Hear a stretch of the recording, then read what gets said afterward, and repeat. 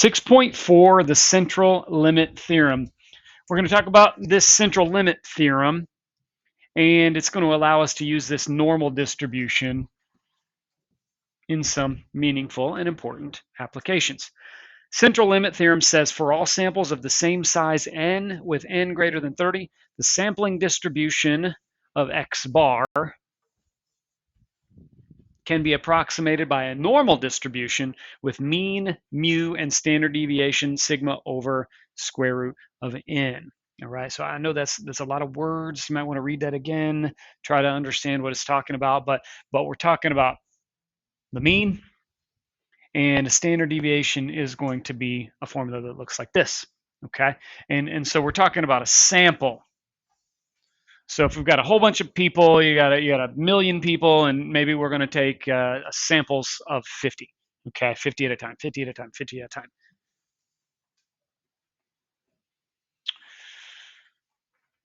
Length of pregnancy. Let X be the length of a pregnancy in days. Assume that X has approximately a normal distribution with a mean of 66 days and a standard deviation of 16 days.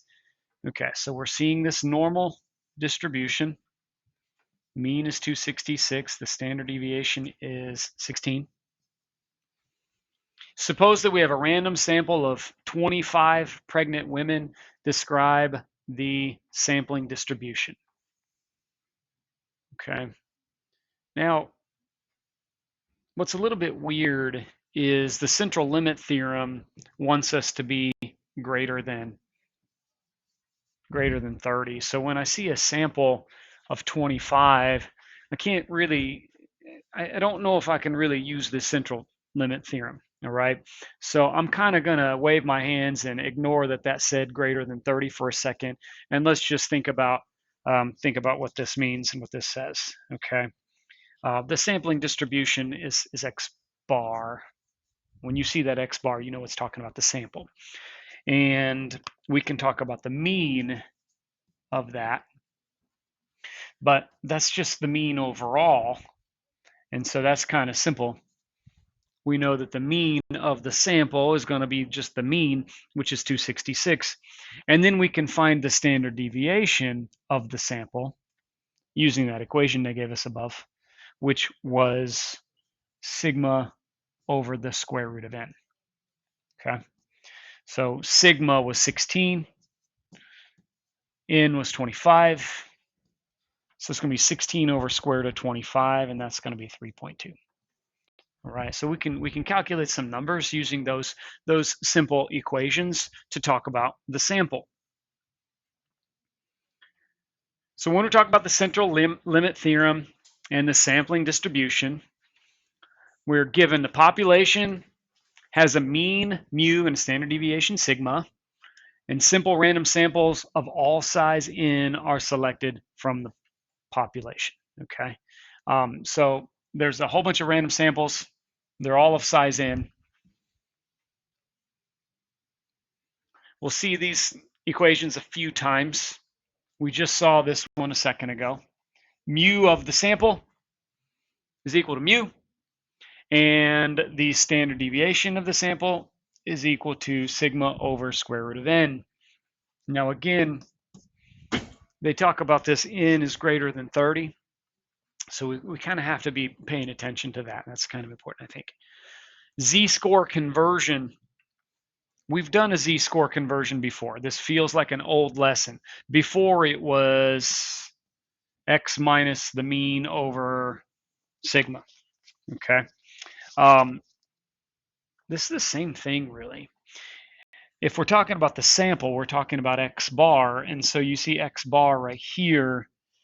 And this is that sigma of the sample. So it's really the same exact formula that we've been doing. It's only now we have that extra piece for the sample.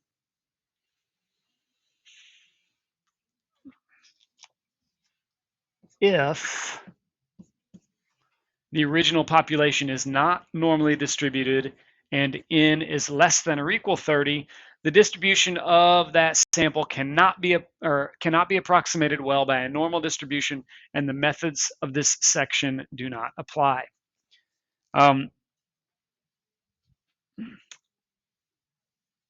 So that's why I said way up here. Technically, when we had that n equals 25, I wasn't supposed to use the central limit theorem. Okay. We really want it to be greater than 30. Considerations for practical problem solving. Check the requirements. When working with the mean from a sample, verify that the normal distribution can be used by confirming the original population has a normal distribution or the sample size is greater than 30. I think I just learned something. You're checking to see if it has a normal distribution or if the sample size is greater than 30.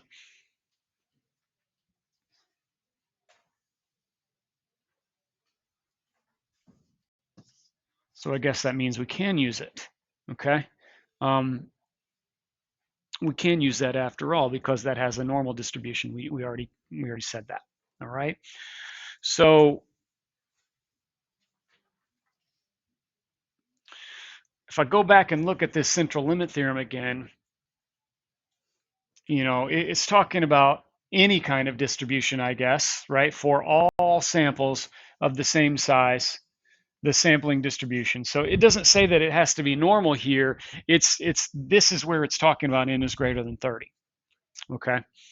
So I don't think that's a contradiction. In this example 1, they told us it's a normal distribution, so we can do what we did. But normally what's going to happen is it's not going to tell us it's a normal distribution, but it is going to tell us that it's greater than 30. So we got to have one or the other or both, I guess. Individual value or mean from a sample, this is going to be important because if it's an individual value, we're going to use this equation for our z-score, and that's what we've done before. This should feel exactly like what we did in previous lessons. But then other problems, we're going to be working with a mean from a sample, and it'll be obvious because they're going to say the word sample. But if that's the case, we've got to use this other one.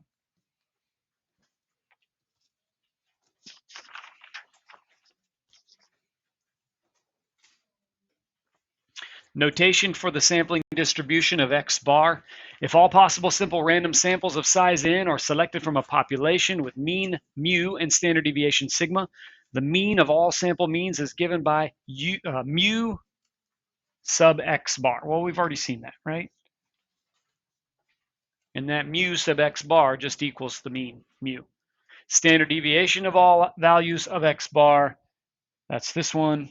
We've already seen both of those equations. So here they are again. Note, sigma x bar is called the standard error of the mean, sometimes called SEM. Number 2, safe loading of elevators. An elevator has a sign stating that the maximum capacity is 4,000 pounds or 27 passengers. This converts to a mean passenger weight of 148 pounds when the elevator is full. So all they're saying there is if you take the 4,000 pound capacity divided by 27 people,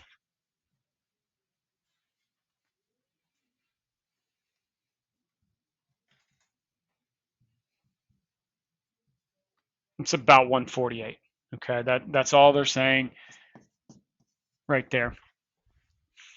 We will assume a worst case scenario in which the elevator is filled with 27 adult males. Assume that adult males have weights that are normally distributed with a mean of 189 and a standard deviation of 39. So they're telling us normal distribution. As soon as they tell us normal distribution, we can draw that picture.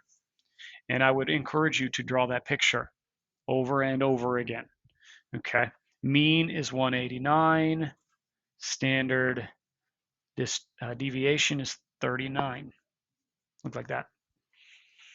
It says find the probability that one randomly selected adult male has a weight greater than 148 pounds.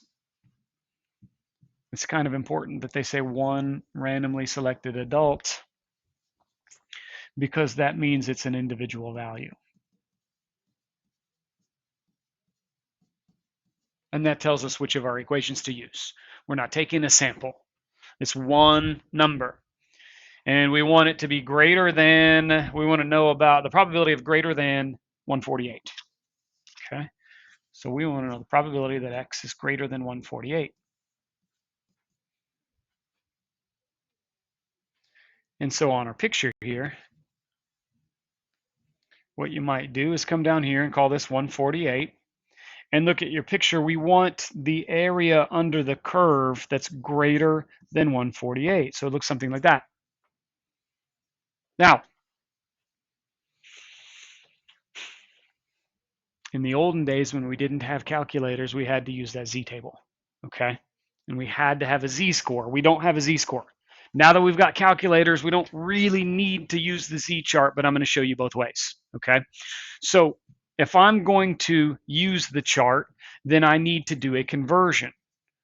The conversion was this, x minus mu over sigma, or in this case, 148 minus 189 over 39.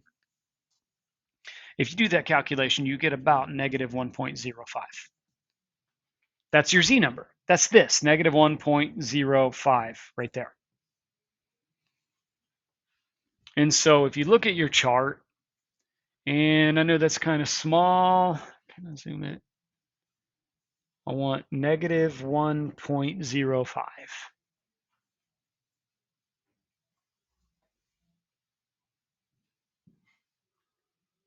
That is negative 1.05. Way over here,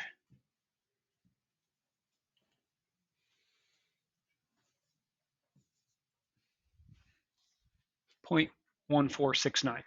0.1469. Okay. So what that chart tells me is that this arrow, or this area right here, is 0.1469. Remember, the chart always gives us to the left. That's not what they're asking us for in this question, though. We colored in blue the area to the right. So all we have to do here is say 1 minus 0.1469. It's 0.8531. Find the probability that one randomly selected adult male has a weight greater than 148 pounds. 85%. Okay. Now, most of you don't want to use the chart. Most of you want to use your calculators. So think about how you're going to use that normal PD or normal CDF. You can say normal CDF. And remember how this works. You got to have the left side or the lower bound. Well, that's 148. And then you got to have the right side. Well, the right side goes to infinity. So since we can't really type in infinity, you just type in some really big number. I like to just put a bunch of 9s right here. Something like that. Something to kind of simulate infinity. We're going from that number 148 over to infinity.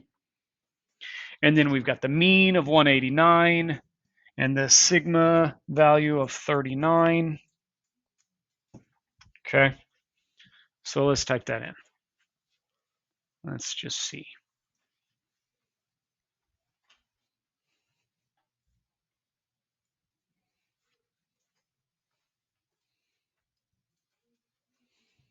Second vars, normal CDF. The lower was 148. The upper was a bunch of 9s. The mu was 189. And the sigma was 39. 0.8534. 0.8534.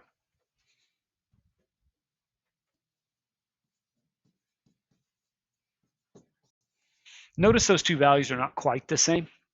Remember, when you're using the chart, it's been rounded off slightly. So the purple one is actually the better one. The technology one is actually the better answer. But either way, they're really close. Questions there?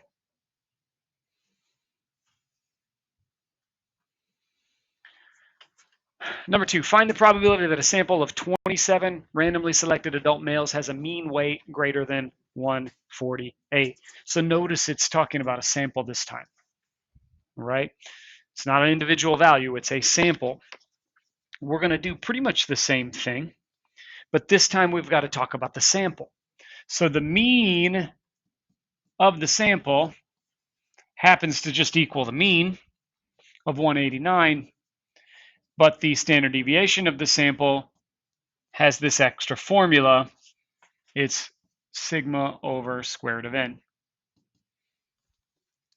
Sigma was given to us previously as 39, and n is the sample size, so that's 27.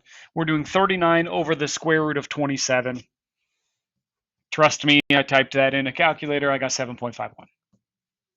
So those are the numbers I'm using. I will use those numbers for my sample. So we're still talking about a normal distribution, so we still have that same picture. The mean is 189, and my sigma for the sample is 7.51. We're doing kind of the same thing. We've got this 148 over here, and we want to find greater than. So we want to do to the right of 148. Now, I'm kind of torn here because I almost think it's a waste of time to look at the chart. Okay, but I think we need to. If you're using the chart, you're going to need a z-score. But the z-score for a sample is going to have a slightly different formula. It's x minus mu sub x bar over sigma x bar, like that. And really, it handles pretty much the same. It's going to be 148 minus 189 over 7.51. When you do that calculation, you get negative 5.46. And so that's your z-score, negative 5.46.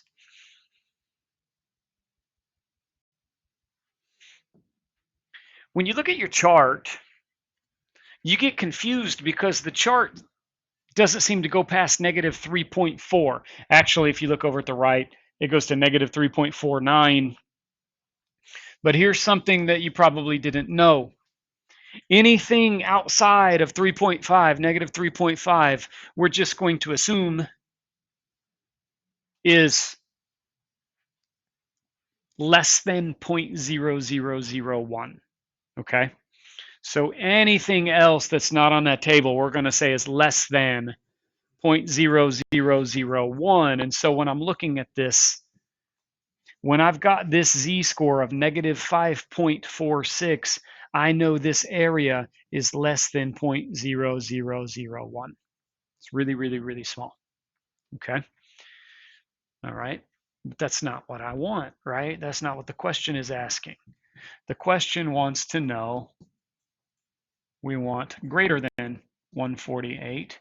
We want the blue. So let's take 1 minus the 0.0001, and that is 0.9999. There's a very, very, very high probability, right? Almost 100%. Now again, let's think about the calculator. So if I'm doing this on a calculator, I'm doing normal, CDF, and the left side is 148, and the right side is going to infinity, so I just have a big number like this. And the mean is 189, and the standard deviation that I'm using is 7.51.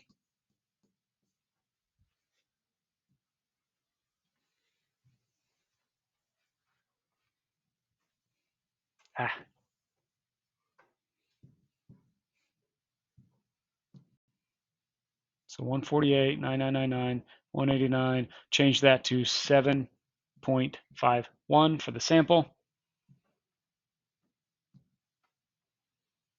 And notice it's kind of the same. There are, I see 7 nines and then a 761. So point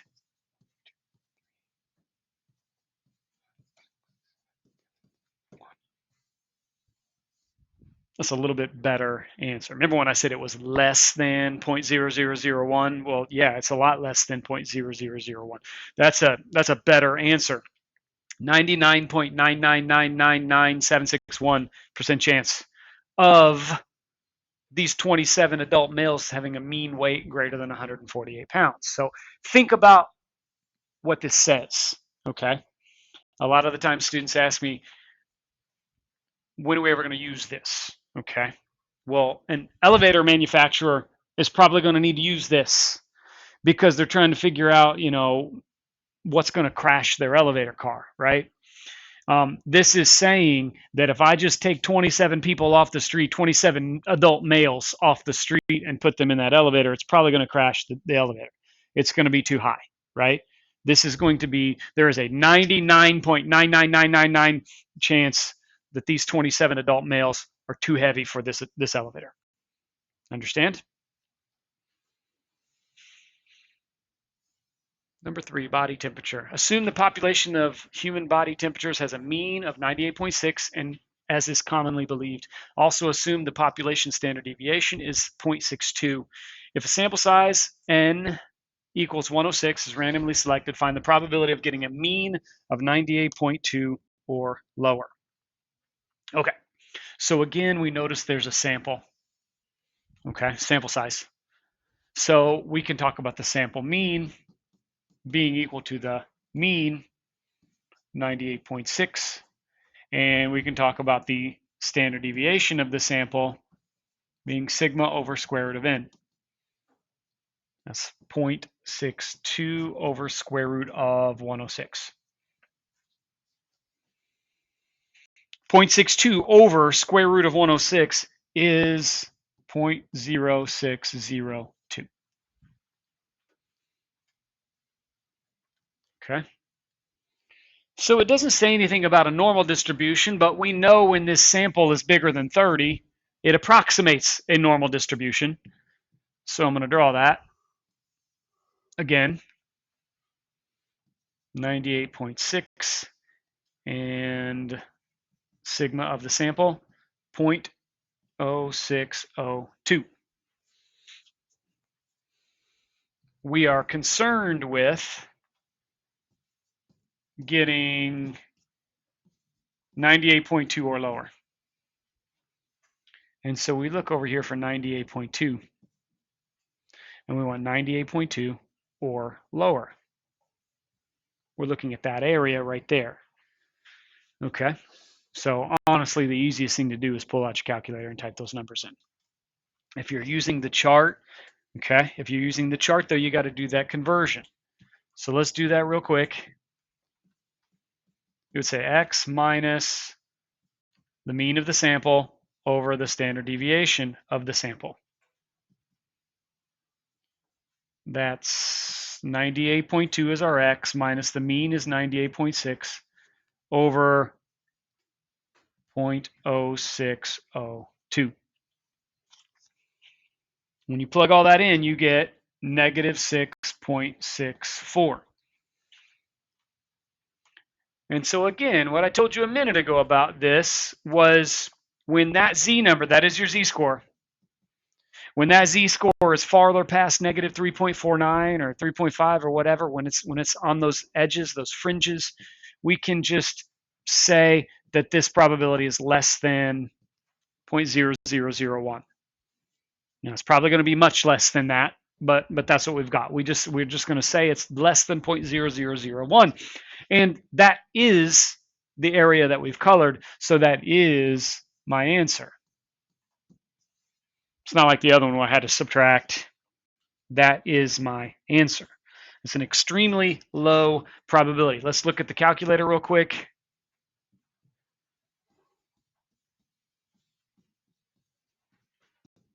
This time the left side, though, the left side is like negative infinity. So that's why I make like I have to do this a little bit different. Negative 9999 whatever is trying to kind of simulate negative infinity. The right side this time is 98.2. The mean is 98.6. And the sigma is 0.0602.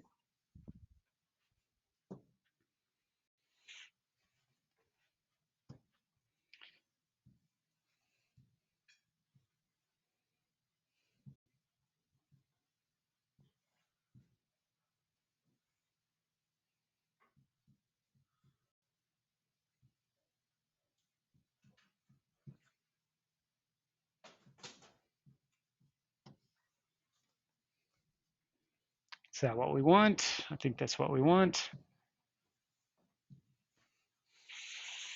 You get something weird, 1.529 e negative 11. You guys should know when it gives you that capital E, it means times 10 to the negative 11th. Times 10 to the negative 11th. So what that means is move the decimal 11 times. I've got 1529, and then that's going to be 1, 2, 3, 4, 5, 6, 7, 8, 9, 10, 11. You're going to have 10 zeros.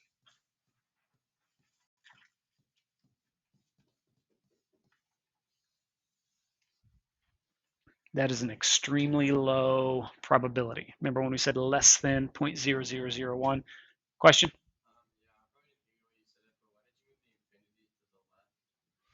Well, why the question was, why is it infinity on the left instead of on the right? Well, if you look at the last one, the left side of this graph was 148, and the right side goes to infinity. And so in the formula, we've got the left side and the right side. But this time, we're always reading it from left to right, and the left side is over here at negative infinity, and the right side is 98.2. So the left side, that's your negative infinity, and that's your 98.2. That's your right side. Okay, so if you think about what this means, all right, this is kind of an interesting result. This really, really, really small probability kind of calls everything into question. It's so low that it makes me think I messed up my numbers, but I didn't. Okay, the only other conclusion I could draw is that this 98.6 that we all thought was right actually isn't right. Okay, it implies that my 98.6 is actually not the actual mean temperature. It's probably going to be closer to this 98.2. All right, give me a chance, almost finished. That's what this hypothesis testing is. If, under a given assumption, the probability of a particular observed event is very small and the observed event occurs significantly less than or significantly greater than what we typically expect with that assumption, we conclude that the assumption is probably not correct. When we got this really, really, really low probability, we're assuming something's off. You know, maybe you messed up your numbers, but maybe the initial assumption, 98.6, is not actually right. Then a correction for a finite population when sampling without replacement and the sample size n is greater than 5% of the finite population size n, adjust the standard deviation of sample means by multiplying by this, okay? So when you're looking at something that's greater than 5%, a sample that's greater than 5% of the population, you have to multiply by this.